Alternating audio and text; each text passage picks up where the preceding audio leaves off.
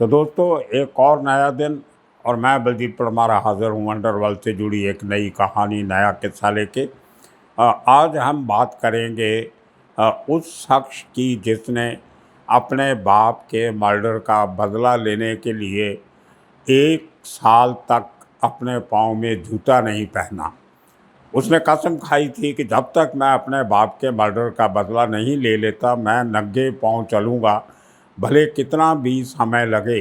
लेकिन तकरीबन 1 साल के अंदर अंदर उसने नंगे पाँव चलते हुए अपने बाप के कातिल को ढूंढा और मौका देखते ही उस आदमी का मर्डर कर दिया। और मर्डर भी कोई आम आदमी नहीं था, बहुत बड़ा एक पॉलिटिकल लीडर था, शिवसेना का कारपोरेटर था और बड़ा अच्छा वेल कनेक्टेड था। आज तो उस शख्स के नाम पे 2-3 सड़कों के नाम भी उस एरिया में रखे गए हैं, विक्रोली में, जहाँ पे वो रहता था। उस शख्स का नाम था लाल सिंह चौहान। लाल सिंह चौहान अपने इलाके का बदमाश भी था। अंडरवर्ल्ड के डिफरेंट गैंग्स के साथ वो सबके साथ बना के रखता था। और उसी एरिया में विक्रोली जो एक सबर्ब है मुंबई का, ईस्टर्न सबर्ब, घाट के ऊपर, जो छोटा राजन का इलाका था चैबूर घाट के ऊपर, उसके आगे विक्रोली के आगे कंजरमार्ग, जहाँ का अशोक जोशी था। और विक्रोली में प्रकाश शेट्टी करके भी था। और वो विक्रोली एरिया काफ़ी क्रिमिनल एलिमेंट्स के लिए अपने ज़माने में मशहूर रहा है। एक सिख टेररिस्ट का भी बहुत बड़ा मुकाबला पुलिस के साथ जो 2 दिन तक चलता रहा, वो भी उसी विक्रोली एरिया में हुआ था। तो लाल सिंह चौहान पॉलिटिकल लीडर, अपने इलाके का कारपोरेटर, और उस हलके में जितनी इल्लीगल एक्टिविटीज़ चलती थी, क्लब चलते थे, जुए के अड्डे चलते थे, शराब के धंधे चलते थे, इल्लीगल कंस्ट्रक्शन होती थी, और विक्रोली क्रीक में जो स्मगलिंग भी होती थी, जैसे मैंने एक पहले एपिसोड में बताया कि वसई क्रीक में जिस तरह स्मगलिंग होती थी, उसी तरह विक्रोली क्रीक में भी स्मगलिंग का धंधा कुछ लोग करते थे, जिनसे प्रोटेक्शन मनी और हफ्ता बड़े पॉलिटिकल लीडर्स लिया करते थे। तो उसी इलाके में एक कृष्णा पिल्ले नाम का एक शख्स रहता था, जो एक स्कूल भी चलाता था, और उसकी 7-8 दुकानें थी छोटी बड़ी, जिनका उसको किराया हर महीने आता था। और कृष्णा पिल्ले जो था वो भी स्मगलिंग में थोड़ा बहुत हाथ डालता था, कोशिश कर रहा था अपने पाँव जमाने की। बेसिकली तमिलनाडु के रहने वाले था वो परिवार, लेकिन विक्रोली में काफ़ी बड़ी गिनती में साउथ इंडियंस की एक कम्युनिटी रहती है। उनमें से उस कम्युनिटी का एक स्कूल चलाने के नाते और एक सोशल वर्कर होने के नाते और एक पैसे वाला आदमी होने के नाते कृष्णा पिल्ले की भी अच्छी पहुंच थी, पैंठ थी उसकी अपने उस इलाके में जहां रहता था। तो लाल सिंह चौहान और कृष्णा पिल्ले की किसी बात पे तू मैं होती है, पैसे को लेकर डिस्प्यूट होता है, और लाल सिंह चौहान अपनी सरदारी बरकरार रखने के लिए कृष्णा पिल्ले का मर्डर करवा देता है।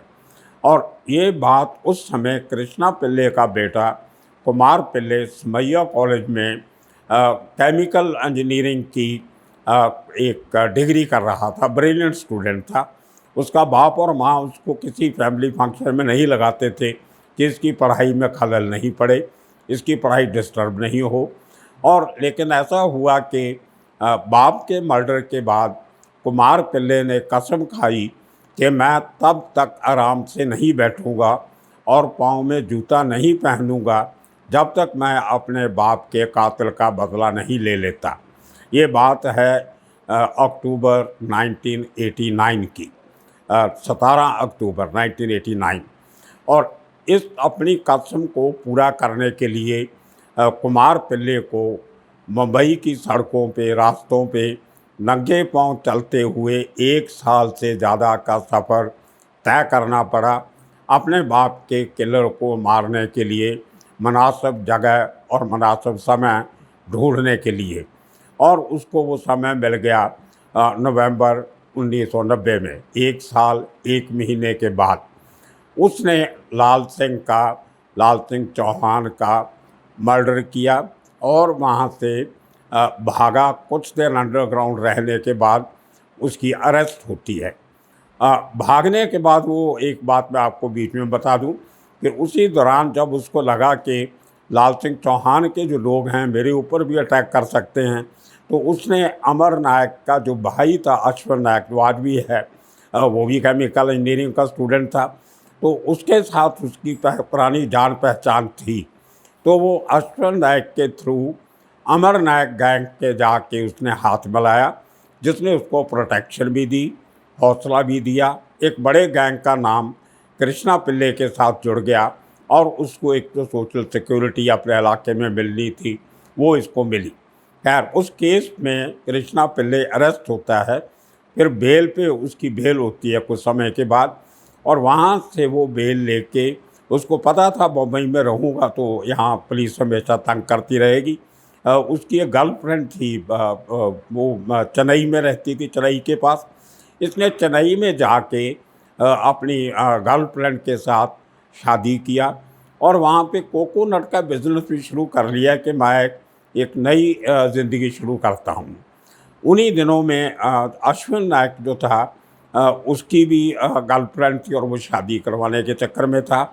उसका भी ये था, अश्विन नायक भी चाहता था कि मैं अमर नायक का जो उसका भाई था, उसके गैंग में रोज़ मारा मारी, खून खराबा, उसमें जाना नहीं चाहता था।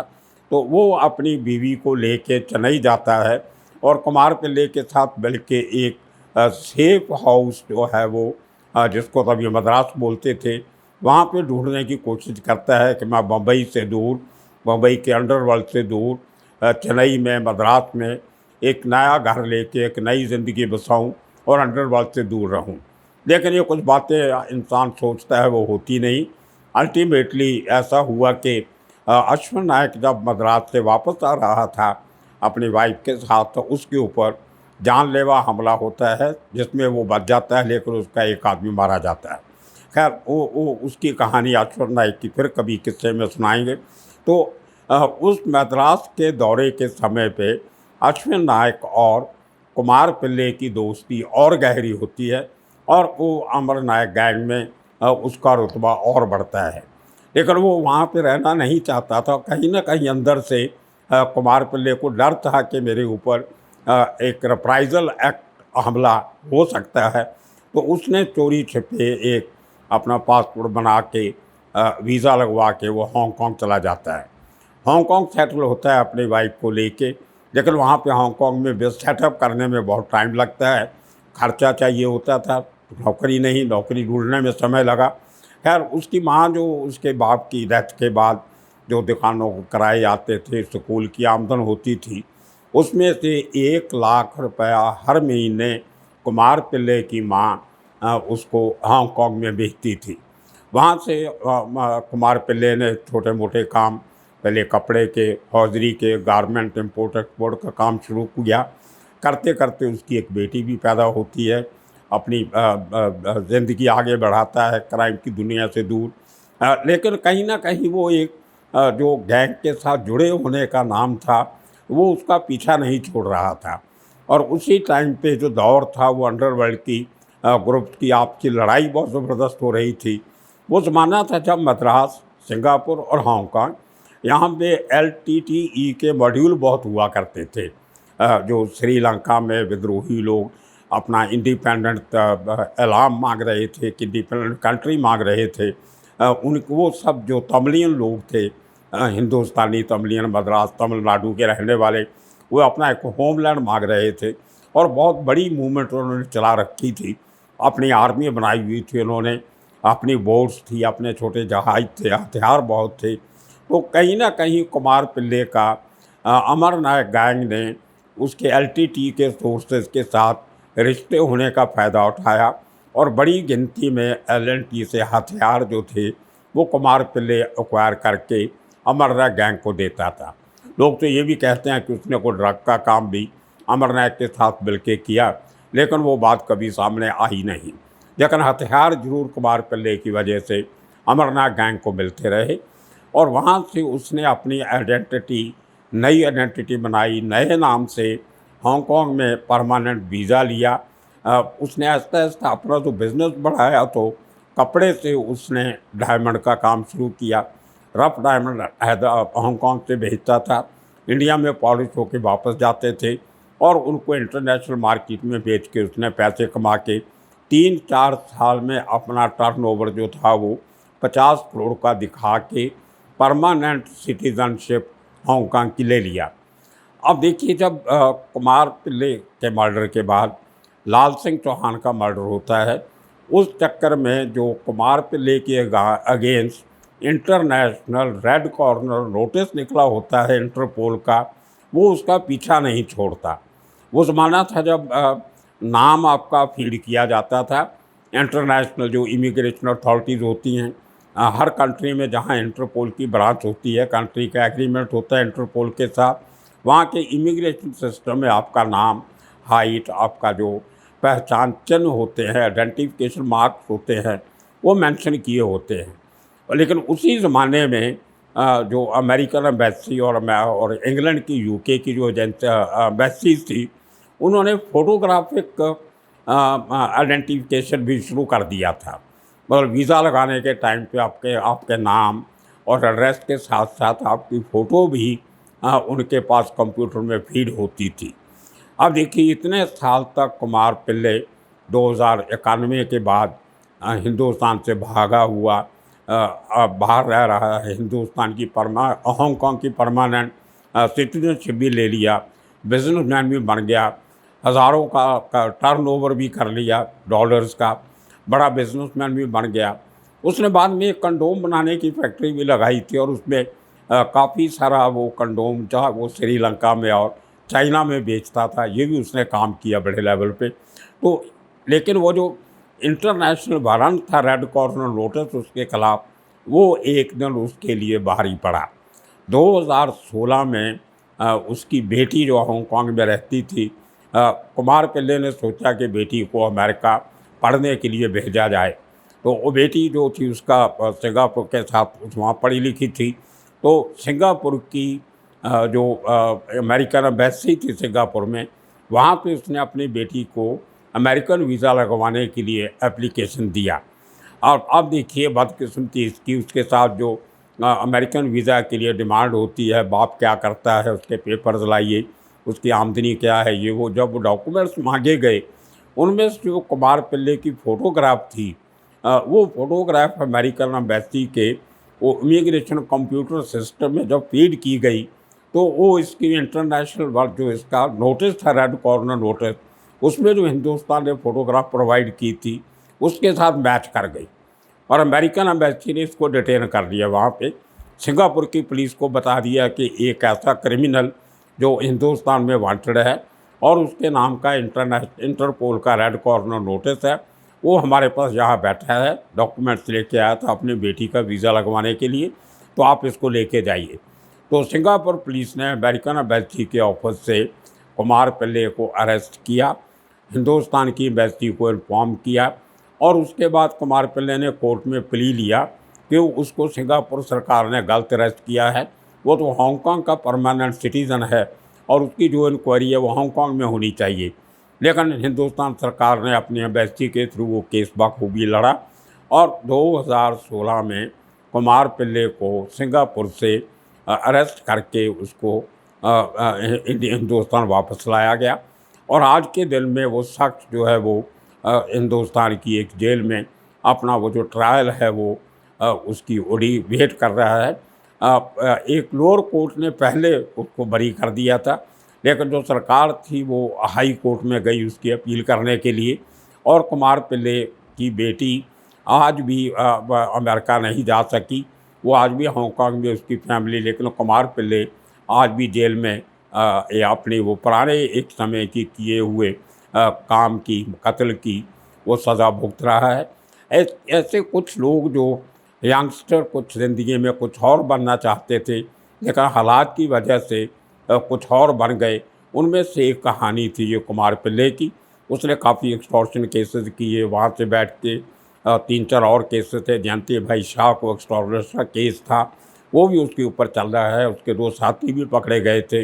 तो इस तरह से कानून के साथ लड़ते लड़ते वो आदमी और पैसे के लालच में और अपना एक नाम जो था अंडरवर्ल्ड में कायम रखने के लिए वो हांगकांग से बैठ के जो उसका ग्रुप था पुराना, जिसकी मदद से उसने लाल सिंह को मारा था, या और उसके जो लोग इन्वॉल्व थे उनको मरवाया था, उनकी रोटी रोजी चलाने के लिए उसने एक छोटा सा ग्रुप बना के रखा हुआ था।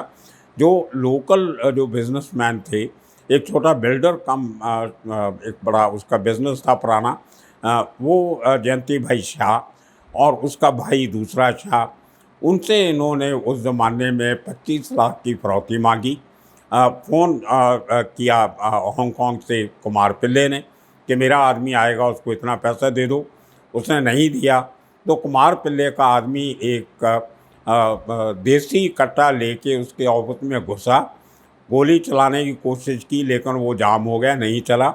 वहाँ से भाग के जान बचाई और उस आदमी ने उसका कंप्लेंट किया। इसी किस्म की 3-4 और कंप्लेंट्स एक्सटॉर्शन की कुमार पिल्ले के खिलाफ दर्ज हैं मुंबई पुलिस के केसेस में। लेकिन फिर भी कहीं ना कहीं ये लगता है कि वो आदमी कोई इतना बड़ा क्रिमिनल नहीं था जितना बड़ा पुलिस का रिकॉर्ड उसको बताता है। कुछ जो एक्सटॉर्शन के केसेस होते हैं वो क्रिएट भी किए जाते हैं किसी आदमी को ज़्यादा देर जेल में रखने के लिए, धमकियाँ, ये तो मुंबई में एक आम सा किस्सा है। और लेकिन ये जो ट्रेजेडी जो कुमार पिल्ले जैसे नौजवानों के साथ होती है, वो मेरी आज की स्टोरी का मेन मकसद था कि एक शख्स जैसे अश्विन नायक, अमर नायक का भाई, वो बिल्कुल अंडरवर्ल्ड में नहीं आना चाहता था, लेकिन सर्कमस्टांसेस ऐसे बने कि उसको इसी शहर में रहना पड़ा। उसके भाई का मर्डर भी हो जाता है। मर्डर होने के बाद उसके भाई की फैमिली की जिम्मेदारी, जो उसके कुछ काम काज थे, धंधे थे, उनकी जिम्मेदारी, वो चलाने के चक्कर में आदमी अंदर की अंदर धंसता जाता है, जबकि वो जितना निकलना चाहता है इस क्राइम की दुनिया से, उतना ही वो अंदर की अंदर फंसते जा रहा है। और उसी तरह का केस जिस तरह कुमार पिल्ले के साथ हुआ, अश्विन नायक के साथ भी अभी 21 तारीख को उसका एक आखिरी केस था। उसमें केस में बरी हो के, मतलब जब आपने केस में से आकर बरी ही होते हैं लोग, तो 8-8 10-10 साल जेल में बैठे रहने का, जब बैठाने का क्या मतलब होता है। या तो कानून ऐसा सख्त हो कि जब आपने एक एविडेंस पूरी कलेक्ट करके पुख्ता केस बनाया तो आदमी बाहर आना नहीं चाहिए। अगर केस इतना वीक होगा तो फिर सज़ा जो है वो बड़ी अजीब से लगती है। ये हमारे कानून के सिस्टम की एक मजबूरी कहिए या कमज़ोरी कहिए। तो इसी के साथ ये किस्सा आज का यही ख़त्म करते हैं। आने वाले दिनों में कुछ और नए किस्से कहानियाँ लेके फिर हाज़िर होंगे। तब तक के लिए आप सबका शुक्रिया, धन्यवाद।